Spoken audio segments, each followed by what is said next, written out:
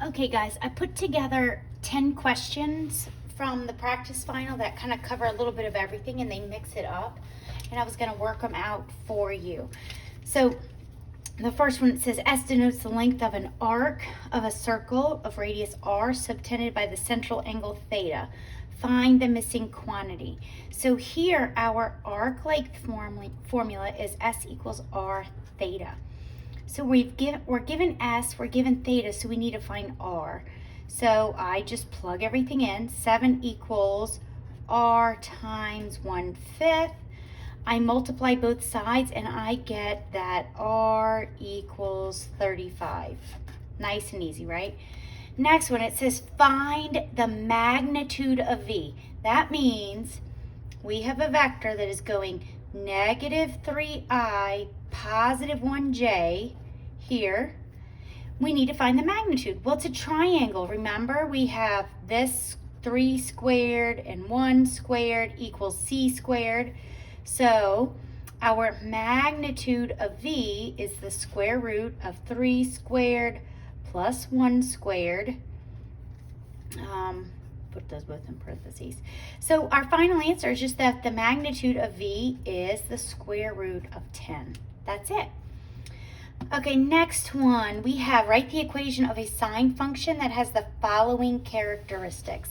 Amplitude 7. As soon as I see that, I put it here. This is what we fill in on the question. I put the blanks.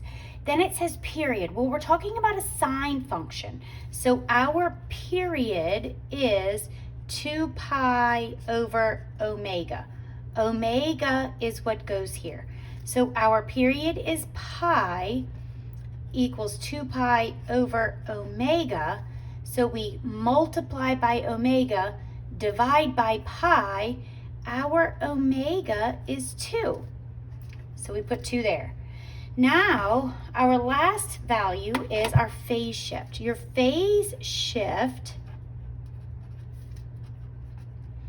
equals phi over omega. Phi is what goes here. So I'm going to put omega, phi.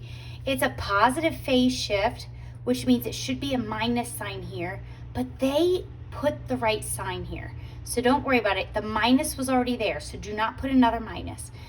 So our phase shift is 1/5 equals phi over, what's our omega? 2.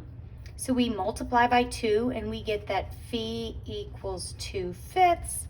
We put 2/5 here. Next one, it says solve the equation on the interval 0 to 2 pi. So I know I'm going to have to factor this. I'm going to do bottoms up and multiply by 6. So I get sine squared of theta minus 13 sine of theta plus 42 equals 0. So I'm going to use 6 and 7. They're both going to be minus. Sine of theta minus 6. Sine of theta minus 7 equals 0. But don't forget to go back and divide by this 6.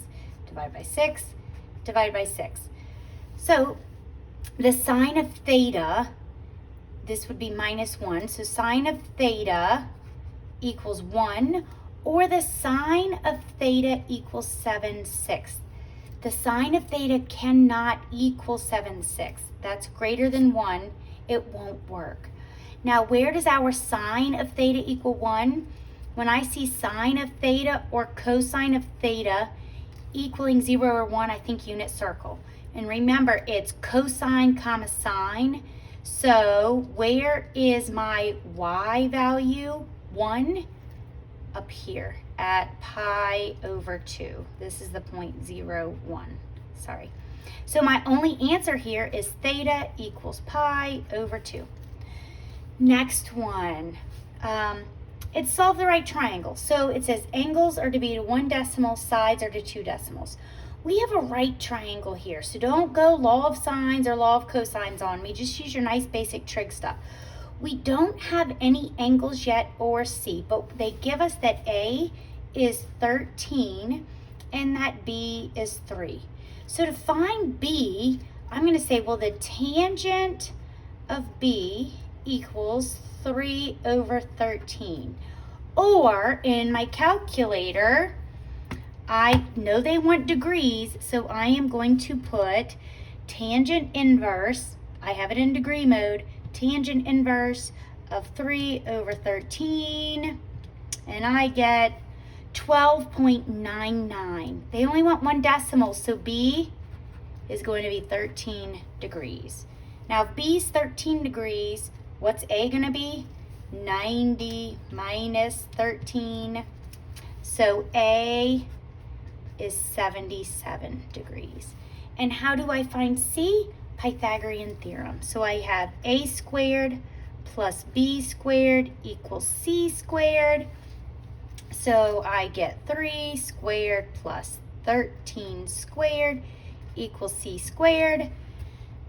This is 9. This is 169. So 9 plus 169. Sorry, I'll put that down. Equals, and then I take the square root. I get 13.34 for C. Okay, next 5 problems I'm going to put in the second video, and that's a quick 10-question review for your practice final.